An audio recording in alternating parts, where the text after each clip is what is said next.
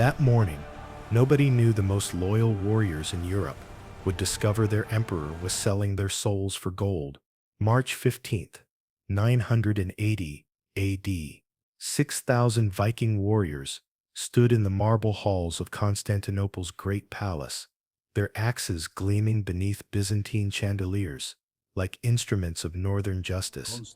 They had sailed from the frozen fjords of Norway and Sweden to serve the richest emperor on earth, Emperor Basil II, who had promised them more gold than their ancestors had ever dreamed of, who had sworn to treat them as the most elite soldiers in Christendom, who had given his sacred oath that their service would bring honor to both their names and their gods. But as they stood in those golden halls, surrounded by silk and luxury beyond imagination, none of them suspected they were not guards but prisoners, not protectors, but pawns in a game that would cost thousands of Viking lives. The Varangian Guard represented the ultimate evolution of Viking civilization. No longer raiders seeking quick plunder, but professional soldiers in the service of the greatest empire on earth.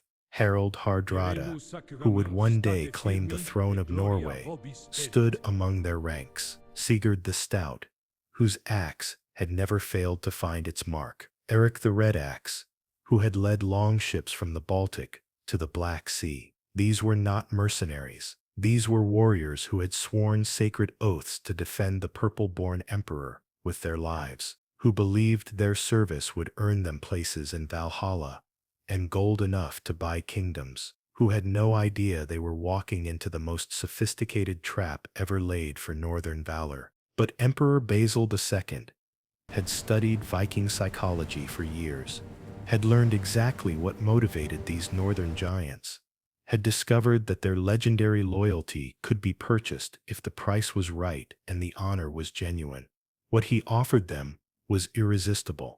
Membership in the most elite military unit in the world, personal access to the emperor himself, gold payments that exceeded the wealth of kings. Most importantly, the chance to serve something greater than themselves, to protect the heir to Rome and Constantine, to stand guard over the center of Orthodox Christianity. To Vikings raised on stories of heroic service to great lords, this was the ultimate honor. The journey that brought them to Constantinople had been an odyssey of ambition and hope. 6,000 warriors who had abandoned everything familiar to serve a foreign emperor in a strange land. They had traveled down the river routes of Russia, through territories controlled by their kinsmen who had established the Kingdom of Kiev, had endured months of preparation, training, and selection. Only the finest warriors were chosen, only those who could prove their absolute loyalty. Only men who understood that service to the Byzantine emperor meant death before dishonor. Captain Thorkell Iron-Skull commanded the 1st Regiment of the Varangian Guard, with the pride of a man who had earned his position through 20 years of perfect service. The scarred veteran from the Orkney Islands had never broken an oath, never failed a comrade, never retreated from a battle that could be won through courage and steel. His men trusted him with their lives because he had proven worthy of that trust in a dozen campaigns. But even Thorkell's experience had not prepared him for what he would discover in the labyrinthine corridors of Byzantine power. The palace that became their new home was a maze of marble and gold that dazzled northern eyes, accustomed to wooden halls and iron decorations, corridors that stretched for hundreds of yards, chambers filled with treasures worth more than entire kingdoms, gardens where exotic birds sang in languages that predated Christ. For Vikings who had grown up in longhouses heated by single fires, the luxury was overwhelming. But luxury carried a price they were only beginning to understand. The oath-taking ceremony that made them Varangians took place in the Hagia Sophia itself, beneath the greatest dome in Christendom. 6,000 warriors knelt before Basil II and swore in their own languages to protect his life with their own, to serve his interests above all others, to obey his commands without question or hesitation. The words echoed through the cathedral like thunder, binding them to service that would define the rest of their lives. But the emperor who accepted their oaths was already planning how to use their loyalty for purposes they would never have sworn to support. The first months of Varangian service seemed to justify every sacrifice they had made. Guard duty in the great palace brought them into daily contact with the wealthiest and most powerful people in the world.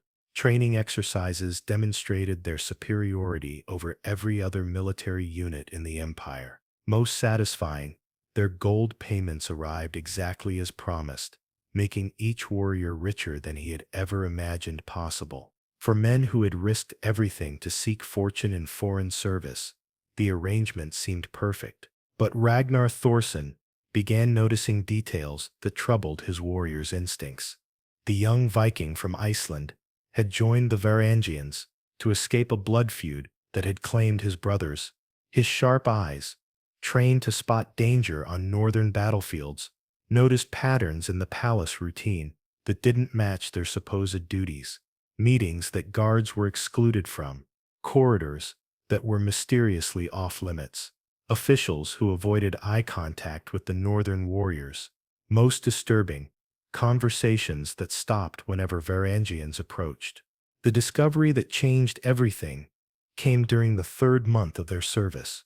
Eric the Red Axe was assigned to guard duty outside the emperor's private study when he overheard a conversation that shattered his understanding of their role. Through marble walls that were thinner than they appeared, the veteran warrior heard Basil II discussing the Viking problem with his closest advisors, not military strategies for using Varangian strength, but plans for controlling and eventually eliminating their northern guardsmen. What Eric learned in that moment would haunt every Varangian for the rest of their service.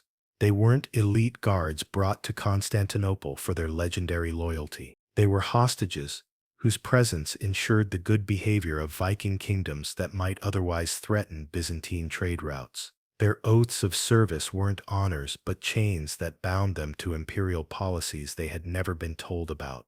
Their gold payments weren't rewards but bribes to keep them compliant, while the emperor used their reputations for purposes they would never willingly serve. The conversation that Eric overheard revealed the full scope of Basil II's manipulation.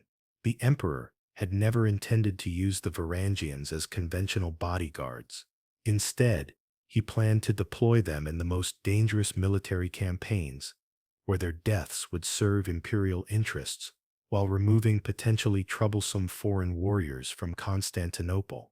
The recent recruitment of 6,000 Vikings wasn't about strengthening imperial defenses.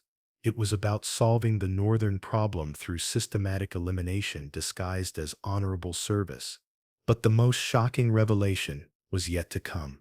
As Eric listened in growing horror, he learned that other Varangian companies had already been sacrificed in battles that were never intended to be won. The emperor had deliberately sent previous Viking guards into hopeless situations where their legendary courage ensured their destruction. The wealth that had attracted so many northern warriors to Byzantine service came from the estates of their predecessors, who had died believing they served a worthy master. The discovery triggered a crisis that threatened to tear the Varangian Guard apart from within. Eric shared what he had learned with Captain Thorkell, who initially refused to believe that any Christian emperor would betray warriors who had sworn to die for him. But as they investigated further, the evidence became overwhelming. Financial records showing payments to dispose of Viking complications, military orders that sent Varangian units into battles where survival was impossible. Most damning, personal letters from the emperor to his generals describing the guards as useful barbarians whose deaths would serve imperial interests. The confrontation that followed tested every principle the Varangians held sacred. Should they honor oaths sworn to a master who had betrayed them? Should they seek revenge for comrades who had died in deceptive service? Should they flee Constantinople and abandon their sworn duties? Or should they remain and try to reform a system that had been corrupt from its foundation? The debate split the guard into factions that came close to open warfare within the palace walls. Captain Thorkell faced the most difficult decision of his military career. 20 years of service had taught him that loyalty was the foundation of all honor, but that loyalty had been obtained through deliberate deception. The oath he had sworn in the Hagia Sophia bound him to protect an emperor who viewed him as expendable. The gold he had accepted came from the blood of his predecessors. The service he had thought would bring glory had been designed to bring destruction. The investigation that followed revealed the full extent of imperial manipulation. Varangian guards were not just bodyguards, but intelligence assets whose foreign perspectives provided the emperor with information about threats from the north. Their training exercises were not just military preparation, but psychological conditioning designed to make them more willing to die in hopeless battles.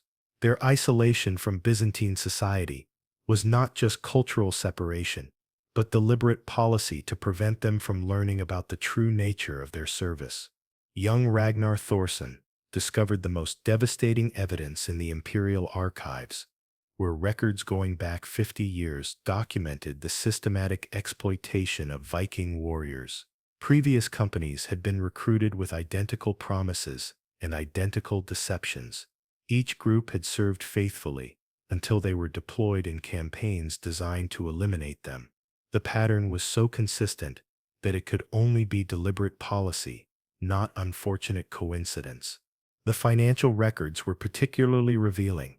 The emperor paid for Varangian service from a fund called Northern Complications Resolution, which had been established specifically to manage the Viking presence in Constantinople. Payments to warriors were listed as barbarian maintenance costs. Death benefits for fallen guards were recorded as problem elimination savings.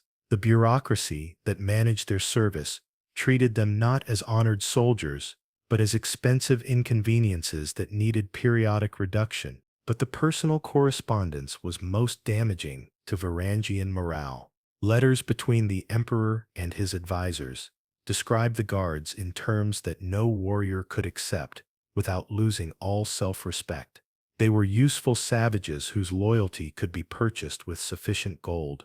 They were northern complications whose presence created political problems that required careful management.